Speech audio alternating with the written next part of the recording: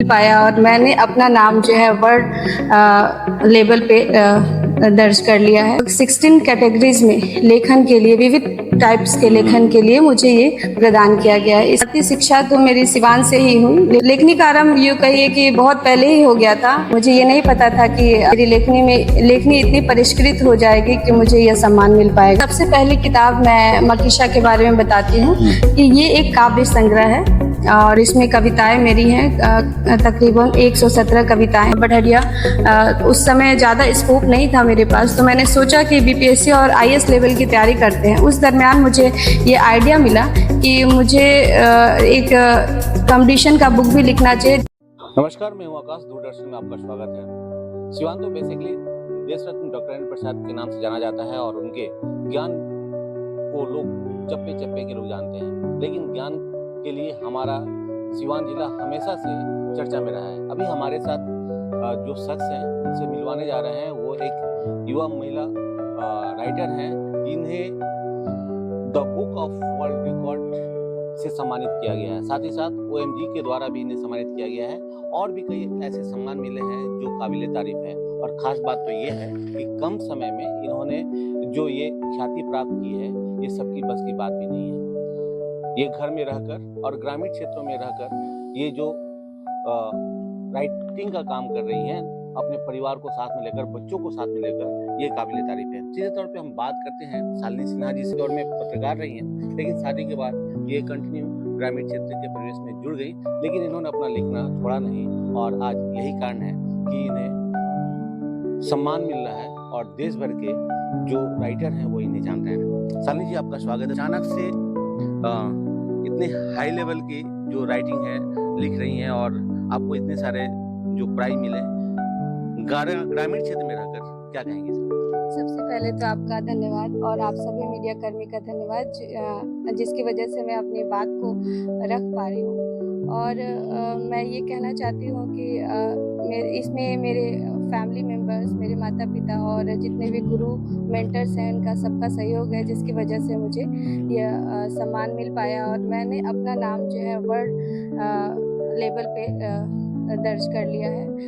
The book of world record संस्था ने मुझे एक वर्ल्ड रिकॉर्ड दिया है, जो कि लगभग 16 कैटेगरीज में लेखन के लिए, विविध टाइप्स के लेखन के लिए मुझे ये प्रदान किया गया है। इसके साथ ही मुझे ओ माई गॉड बुक ऑफ रिकॉर्ड की तरफ से भी ये सम्मान मिल चुका है। और साथ ही मिला था ये मतलब 15 दिन पहले मुझे प्राप्त हुआ और जी, और दिवाली के जस्ट पहले मुझे नेशनल बुक ऑफ रिकॉर्ड से भी मेल कांग्रेचुलेशन मेल आ गया है कि उसमें भी मेरा नाम एक प्रोलिफिक ऑथर के रूप में शामिल कर लिया गया है। बिल्कुल 16 अलग अलग विधाओं में इन्होंने अपने लेख को लिखा है और अपनी किताबों को लिखकर लोगों के लिए प्रस्तुत किया है। एक ऐसा समय जब लोग इंटरनेट की दुनिया में जुड़ जाते हैं, ऐसे में किताबों से लोग दूर होते जा रहे हैं और ऐसे में किताबों के प्रति रुचि और अपनी लेखनी को ढालना और अपने कलम को लेखनी के रूप में ढालते हुए जनता को एक संदेश देना, स्थानीय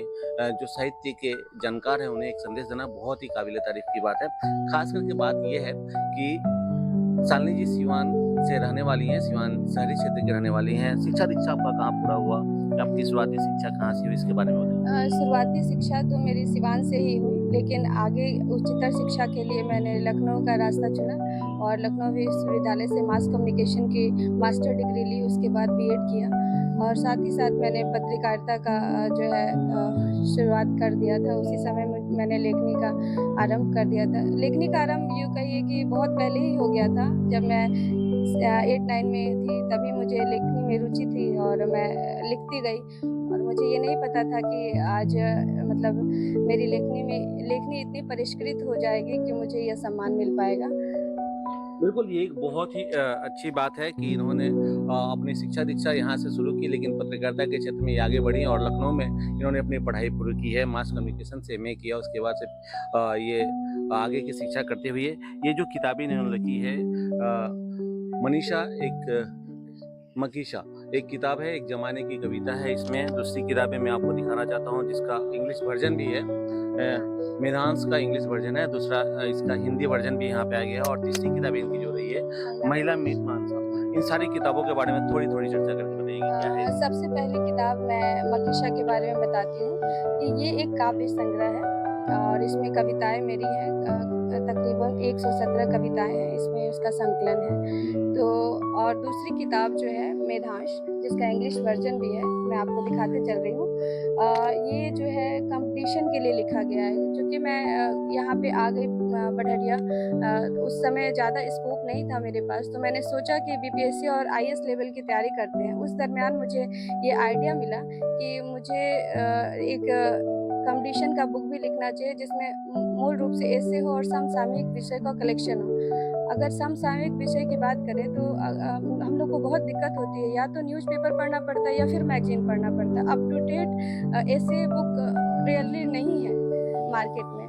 तो उस वजह से मैंने इस किताब को लिखा कि इसमें सारे अपडेट जो है चीज़ें हैं और उस पहले के जैसे ऐसे वाले बुक्स हैं तो वो पारंपरिक ढंग से लिखे जाते हैं, उसमें अपडेशन नहीं होता है कि करंट आंकड़े क्या हैं, नवीनतम रिपोर्ट्स क्या जोड़ी गई, ये सब नहीं है। तो इस बुक में ये खासियत है कि इसमें सारे करंट्स आंकड़े को जोड़ते हुए ये चीज़ लिखी गई है। इसमें कम से कम 40 ऐसे हैं जो सभी तरह के कॉम्पिटिशन एग्ज़ाम के लिए ठीक होते हैं।